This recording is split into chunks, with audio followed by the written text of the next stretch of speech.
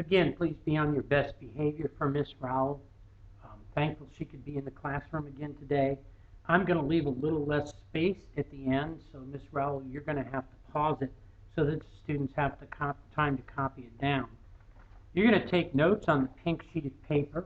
Your homework is going to be both sides of the blue sheet that you get today.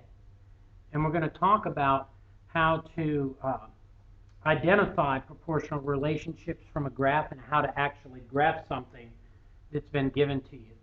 And so you'll notice on the front side where it says Notes 4.3 and identifying proportional relationships. There's a couple key points. It says a relationship is proportional if its graph is a straight line that goes through the origin.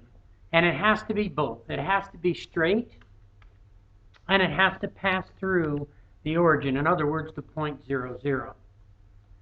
So if you look at the example, a house cleaning company charges $45 per hour. Is the relationship proportional relationship? And explain. It says make a table. And notice for the x value that's here. Mr. Carpenter, please call the guidance office at 3055. Please call 3055. They picked numbers. And the y value was a value that was calculated. At 1 hour, they took 1 times 45 to get 45.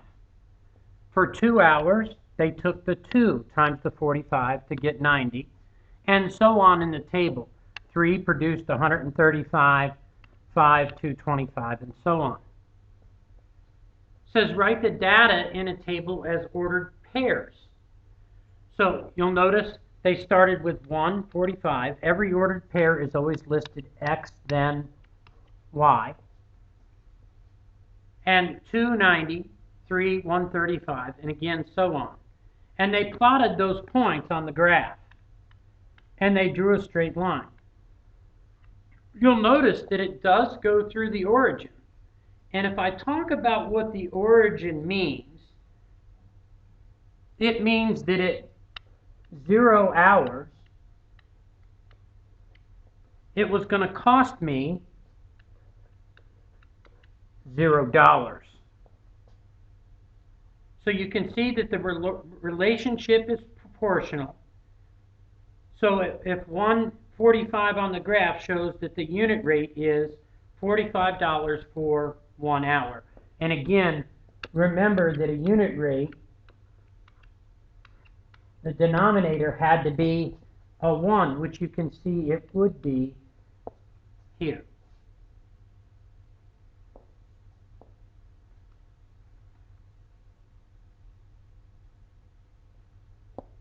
And again, Ms. Rowell, you may have to hit pause if the students aren't up to it. Starting on the bottom of the next page then, we're going to talk about Jared renting bowling shoes for $6 and pays $5 per bowling game. Is the relationship a proportional relationship? And explain. So, you'll notice if he bowled 1 game, it cost him $11. That would have been the $6 plus the $5 per game.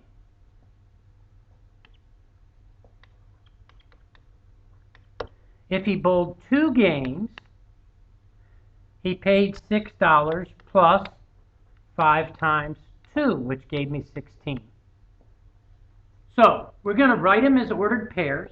I have the ordered pair 111, and we're going to go ahead and plot that on the graph. 111 would probably be right about here. Then I'm going to plot the point 2, 16.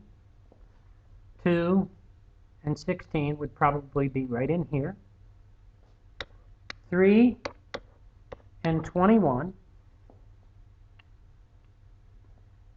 And 4 and 26. So go ahead and plot those on your graph.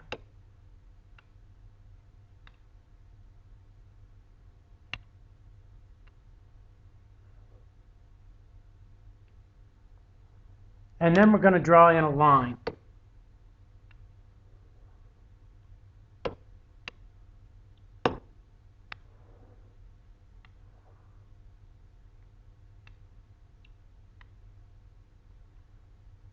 And we're going to ask ourselves, is this a proportional relationship?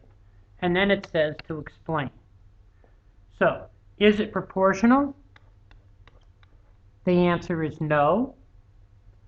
Although this is a line and it's straight,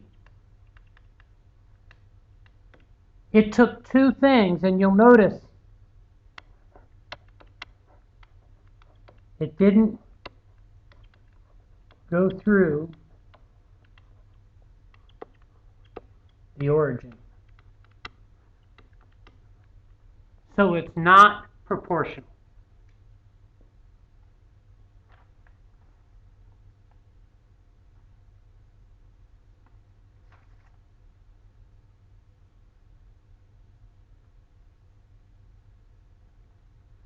Again, you may have to pause so that the students have enough time, but I'm going to move forward.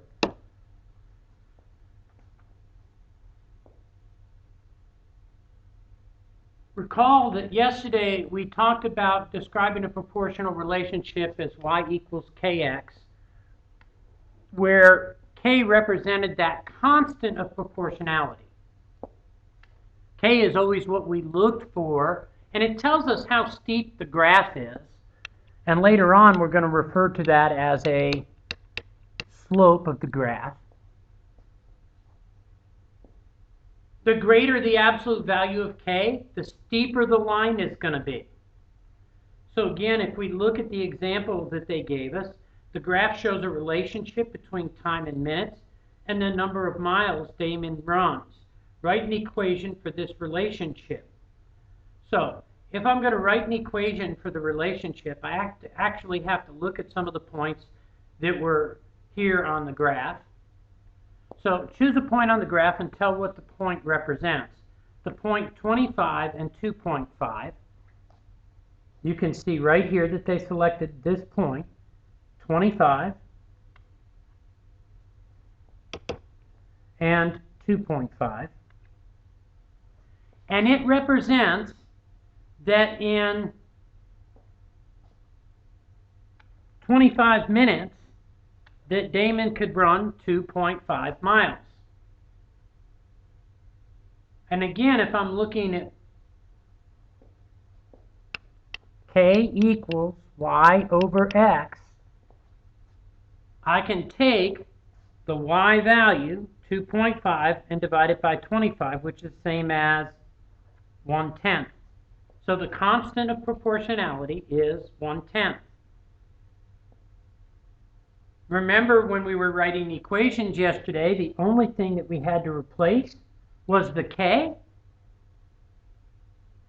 And when I replace the k, the equation would be y equals 1/10 x. So from the same graph, Major Whitlow. Major Whitlow and Dakota Hagan, please report to Ms. Wise's room.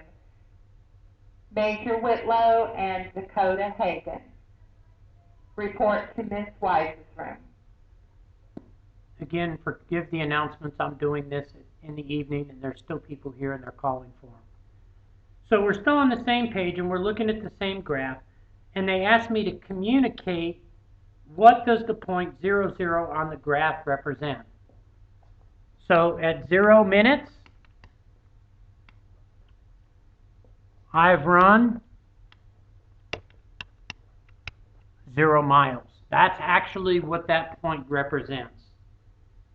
0 minutes equals 0 miles.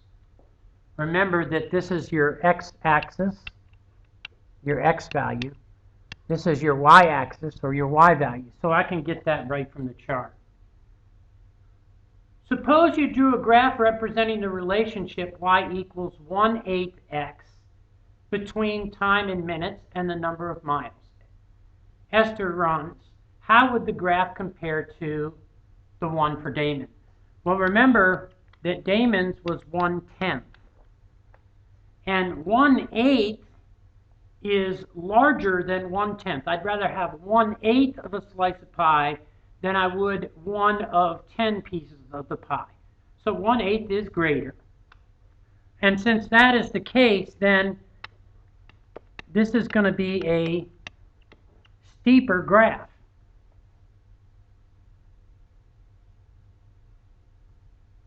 And the explanation would be simply that 1/8 of that constant of proportionality was greater than Damon's, which was 1/10.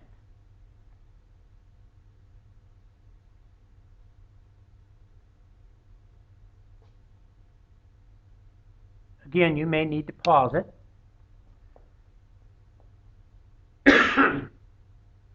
The graph shows the relationship between the distance a bicyclist travels and the time in hours. What does the point 460 represent? The 4 represents time in hours. The 60 represents 60 miles. So that point 460 says, in 4 hours, I'll go 60 miles. It asks what the constant of proportionality is. I can again pick any point on the graph because a constant of proportionality is k equals y over x, and it would be the same at any point. I'm going to use the point 460 since they've already identified it. And I'm going to remember that every ordered pair is written x and y. So k is equal to 60 over 4, which means k is equal to 15. And it asked me to write an equation. And again, remember the only thing we had to replace was k. So y equals 15x.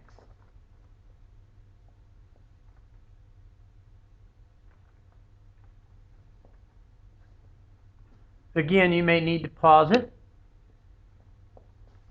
The assignment is page 133 and 134, and you need to do both sides. Again, remember, be on your best behavior, and I will see you guys on Monday.